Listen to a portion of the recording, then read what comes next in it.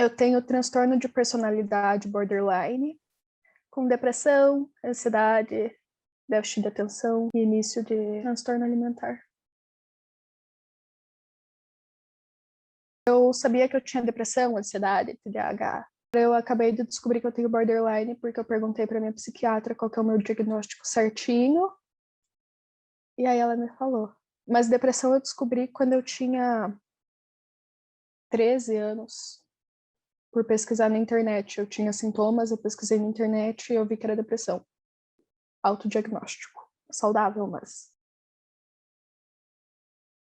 Eu tinha vergonha, aí eu não queria contar para minha mãe. Eu tinha medo da reação da minha mãe. Então eu esperei 2 anos até procurar ajuda, e quando eu procurei, eu pedi para uma amiga minha falar com a minha mãe, falando que eu precisava de ajuda, porque eu não tinha coragem. Minha mãe é tranquila, ela faz de tudo para cuidar de mim. Aí tem a minha avó, que mora comigo, mas ela é bem religiosa, então ela acha que Deus vai me tirar de tudo. Não é assim que acontece. Terapia, uma vez por semana, às vezes 2, se precisar. E psiquiatra uma vez por mês. A mudança drástica de humor ultimamente está interferindo muito no trabalho. Eu preciso parar no meio do dia para tomar algum calmante. E outro dia eu cheguei até a ter que sair mais cedo do trabalho, porque eu simplesmente surtei, eu estava bem, e aí eu não estava mais. Não sei. Eu não faço ideia. Procura ajuda, nem que seja igual eu fiz, pedindo para um amigo falar com um familiar que possa te levar para algum acompanhamento psicológico, mas de alguma forma sinalize que você precisa de ajuda. Depende, tem alguns amigos que são muito compreensivos, que me ajudam muito, tem alguns que não têm paciência, que não entendem. É bem relativo de pessoa para pessoa.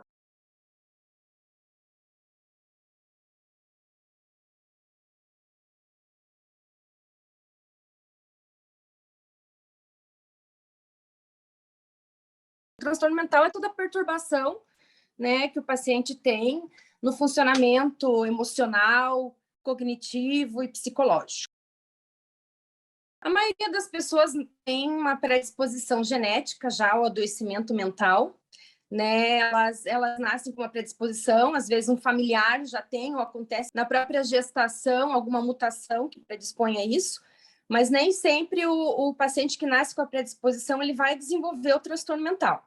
Né? O que a gente sabe é que as pessoas que desenvolvem são as pessoas mais vulneráveis, porque diversas pessoas submetidas a um mesmo estressor, por exemplo, nem todo mundo vai desenvolver um quadro de depressão ou de transtorno de estresse pós-traumático. Né? O que diferencia isso é a vulnerabilidade pessoal. Então, a pessoa tem a vulnerabilidade associada, né, aos estressores na infância, que também são bem importantes, né, que aumentam o risco de ter, né, um episódio na vida adulta, e os estressores ambientais que daí acabam desencadeando o transtorno, né? Diversas definições para transtorno mental, né? Que é uma coisa que engloba muita coisa. Mas a gente pode dizer que o transtorno de personalidade, ele faz parte do transtorno mental, né? O transtorno de personalidade, ele é um padrão de funcionamento atípico de uma pessoa, né? Que tem muitos prejuízos e tem muita disfuncionalidade com o jeito dela ser, né? Então, acaba sendo um transtorno de personalidade entrando dentro do transtorno mental.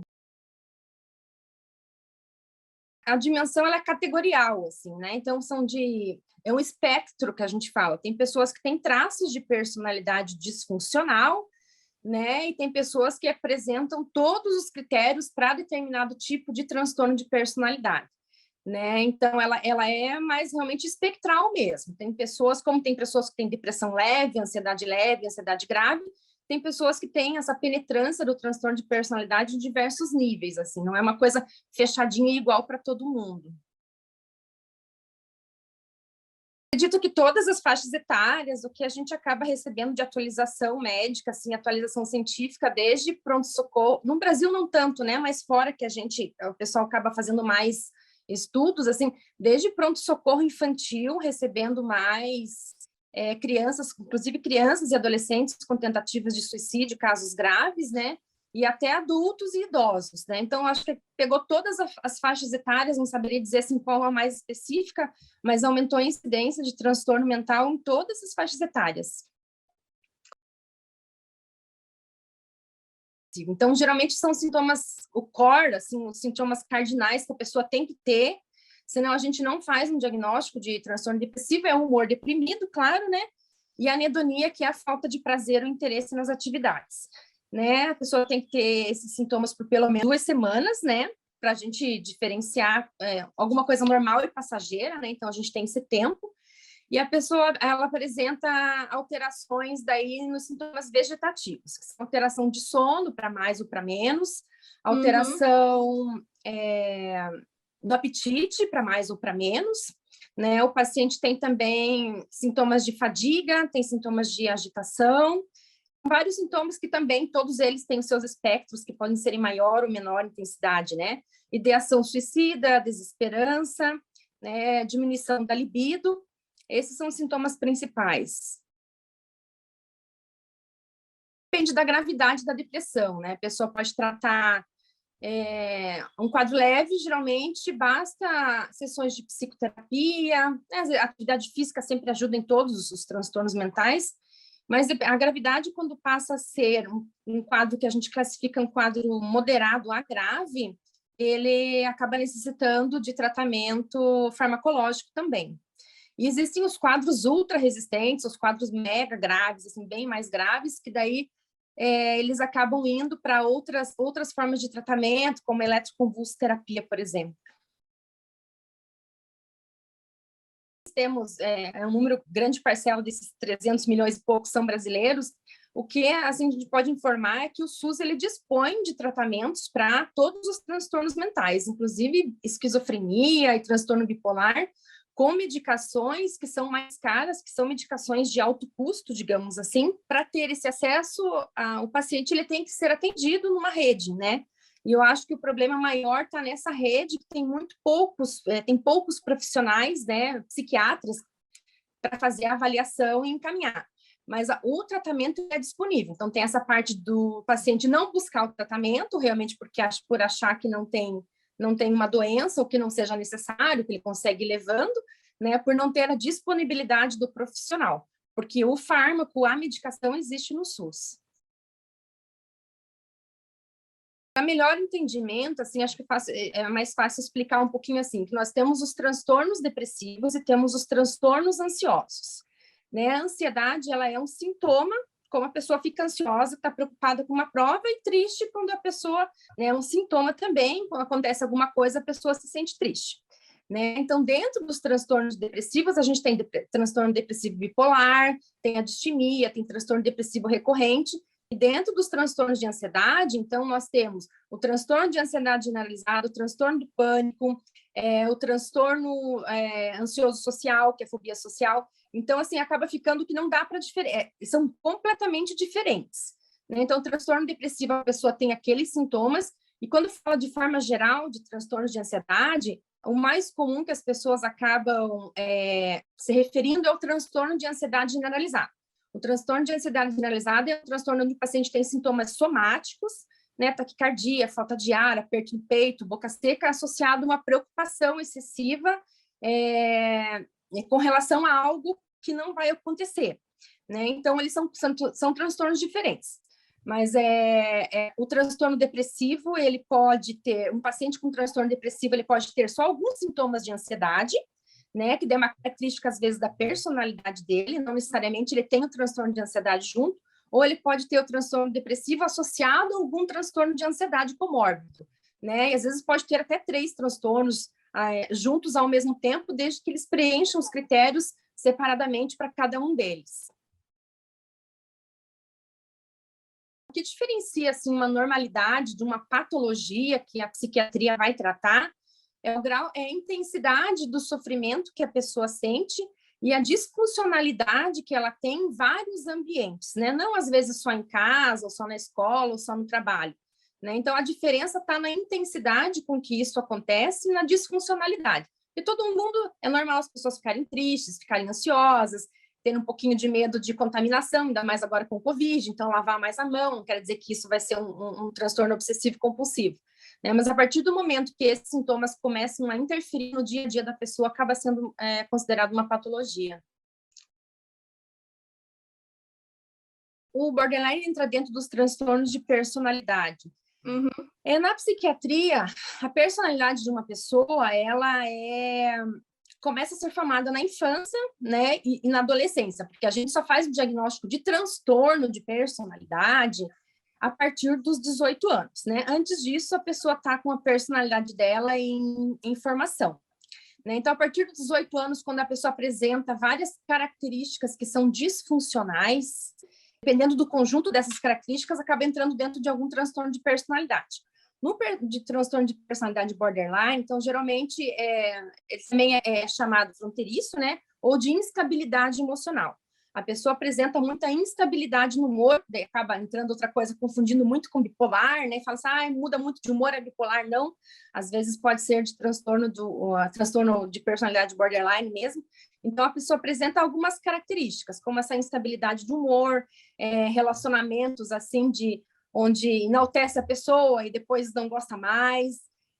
Tem comportamentos que são os mais impulsivos, tanto na parte sexual, de compras, isso também acaba confundindo com o uso de drogas, também acaba confundindo muito com o transtorno bipolar, que isso pode acontecer, né? Acaba tendo mais comportamentos automutilatórios ou tentativas de suicídio, né? Também acaba entrando dentro dos critérios. Então, é esse conjunto de sintomas que faz com que a pessoa preencha os critérios para ela ser considerada tendo um transtorno de personalidade borderline. Não tem um remédio específico para tratar nenhum transtorno de personalidade, né? Então, assim, o jeito mais fácil seria o transtorno de personalidade antissocial ou psicopata, por exemplo, né? Então, não existe um remédio que a gente trate psicopatia, assim como não tem um remédio que trate transtorno de personalidade borderline.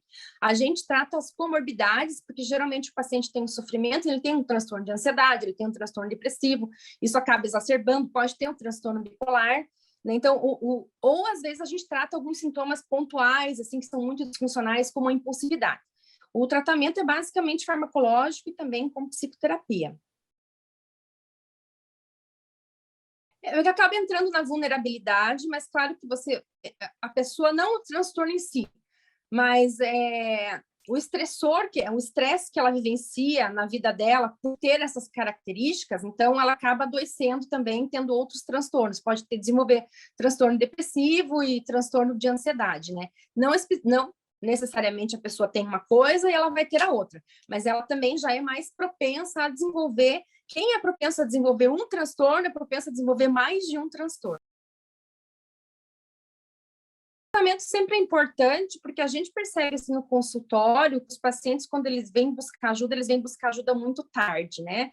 É raro um paciente começar a ficar deprimido e consultar com um psiquiatra, por exemplo. Geralmente ele vai no clínico, no neuro, a mulher vai no gineco, né? E depois vem na psiquiatria. Isso acaba trazendo muita disfuncionalidade. Você imagina um paciente em casa, uma mãe em casa deprimida, que não faz o tratamento correto, ela vai negligenciar os cuidados com os filhos, né? E aumentando daí futuramente a parte de chance da criança desenvolver tanto pela parte genética como a parte comportamental, né? Uma pessoa no trabalho, ela acaba faltando muito, né? Acaba tendo muito prejuízo laboral, não consegue arrumar um emprego. Um paciente com fobia social, por exemplo, não consegue conversar com pessoas estranhas, não consegue se manter no emprego, né? O paciente alcoolista também tem um risco de sofrer algum acidente de trabalho. Então, assim, o tratamento, assim, ele é primordial como tratar qualquer outra doença. E quanto mais precocemente a gente iniciar o tratamento, maiores chances a gente tem de remissão do quadro. Acontece ainda em grande parte, inclusive dos próprios pacientes mesmo, eles chegam falando que vim aqui, doutora, mas eu não sou louco, né? Porque tem essa questão de estigma com a psiquiatria, Mas também tem muitos pacientes que chegam falando assim, nossa, se eu soubesse que era assim tão fácil uma consulta, um tratamento, eu teria feito antes e não estaria sofrendo, né? É mais realmente por desconhecimento das pessoas, né? Já desde cedo está aprendendo sobre os transtornos mentais, né? A ignorância mesmo da população em geral, de como isso funciona, né? E de como isso é uma doença mesmo, não é porque a pessoa escolhe ou porque ela quer, né? Claro, os quadros que são doenças, né? Tem pessoas que têm alguns sintomas que não caracterizam doenças, que são da personalidade da pessoa, mas isso também não é um transtorno de personalidade. Mas para não confundir, né? Mas eu acredito que seja ignorância geral da população e não saber que isso tem tratamento e que as pessoas têm uma resposta bem boa ao tratamento.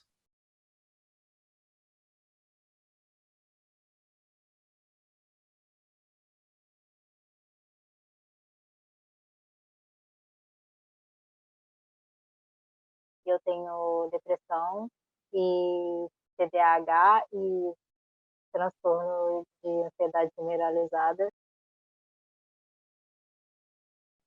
O TAG ele veio bem mais tarde um pouco, quando eu tinha uns 16 anos. Não, eu tinha 16 anos na época, e eu também tenho toque, eu preciso de avisar.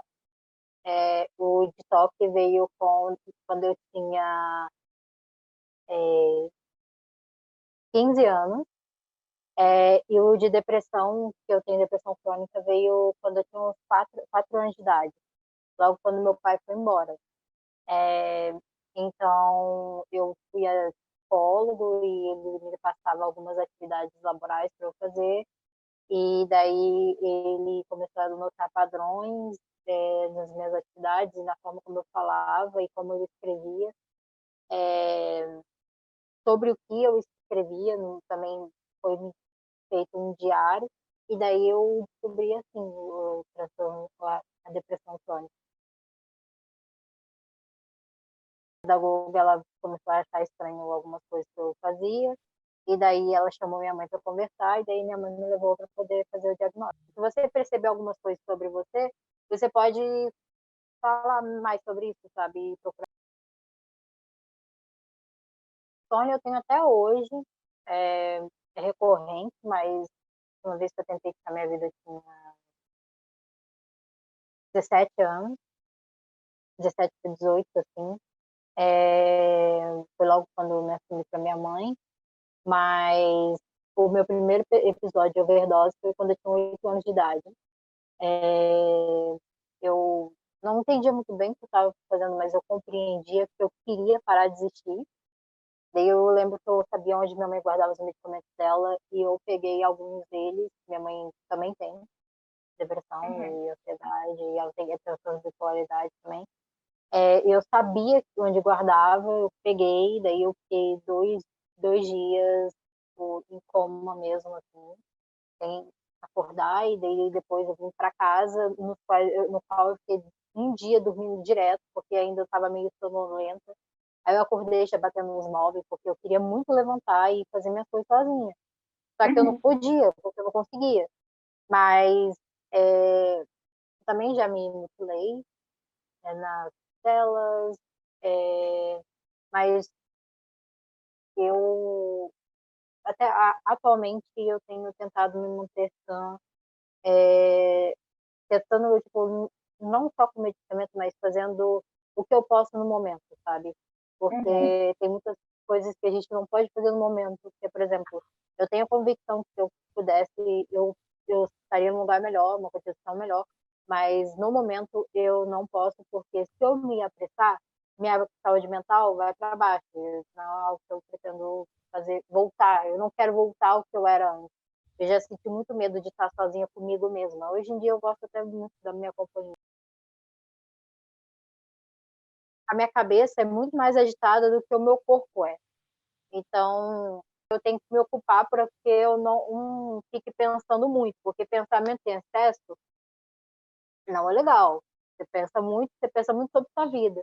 Aí eu me ocupo vendo série, filme, estudando. Eu gosto de estudar bastante o idioma. Então, tipo, eu comecei a aprender Libras e alemão recente.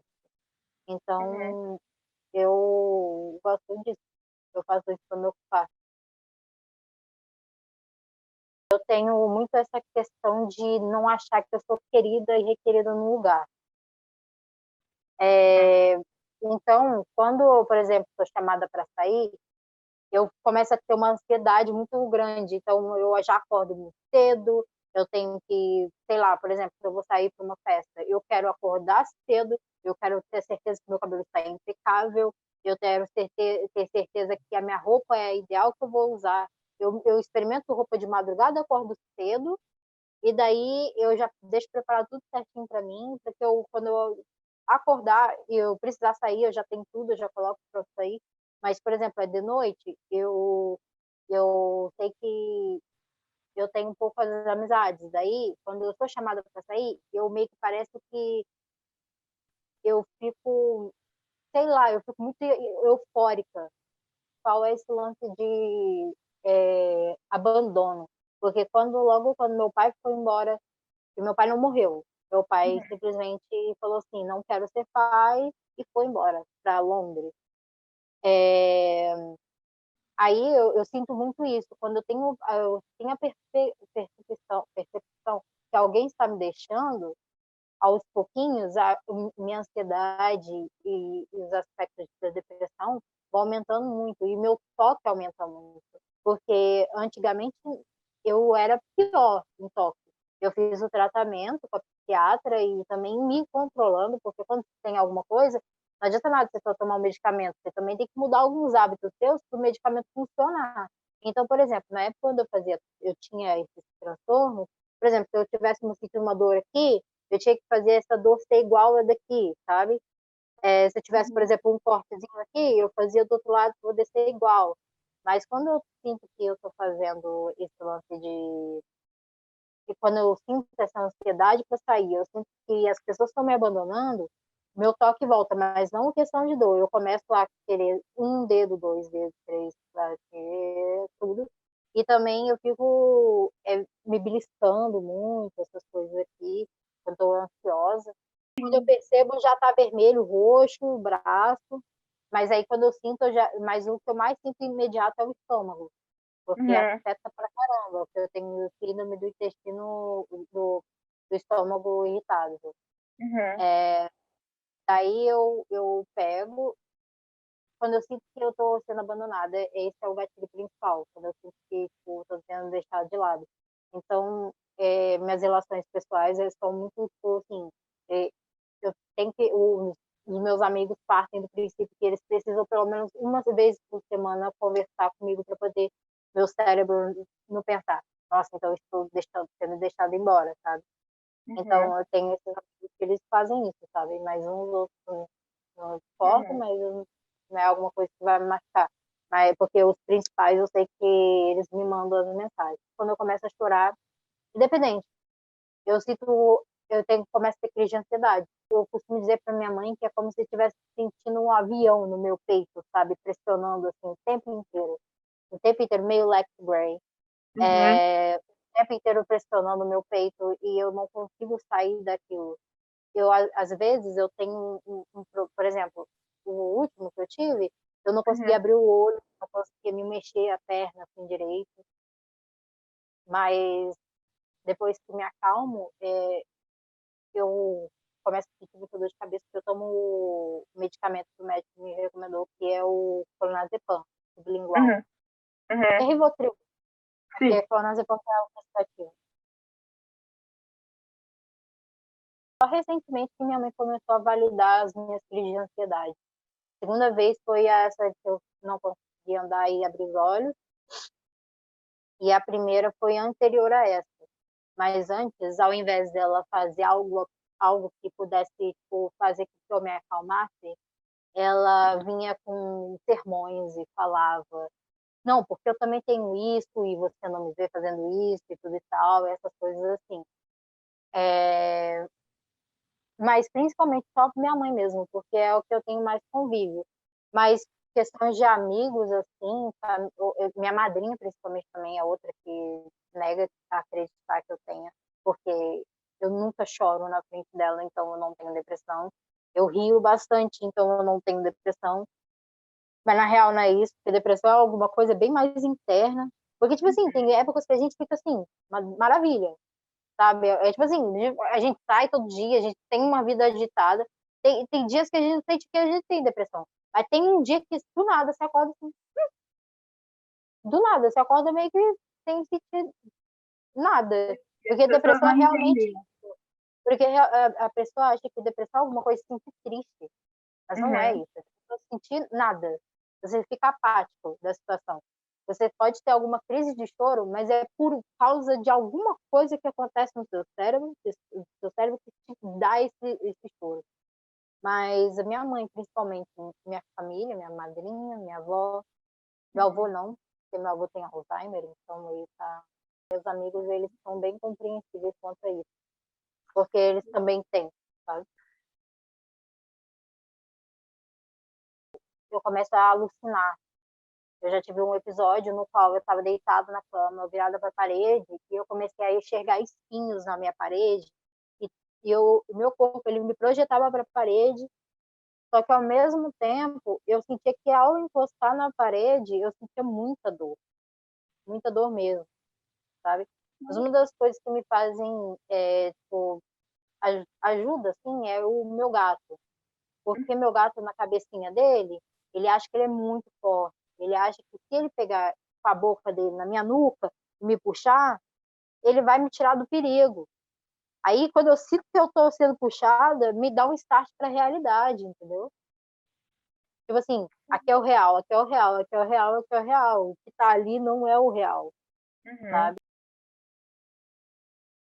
Eu vou ao psiquiatra no mês que vem para Uhum. poder pegar outro medicamento, porque o que eu estava tomando, ele estava me deixando nada, sabe? Eu acordava, eu sentia sono e dormia de novo. Acordava, sentia sono, dormia de novo. Eu ficava sem, sabe? Meu corpo não funcionava, minha mão ficava uma geleia, sabe? Uhum.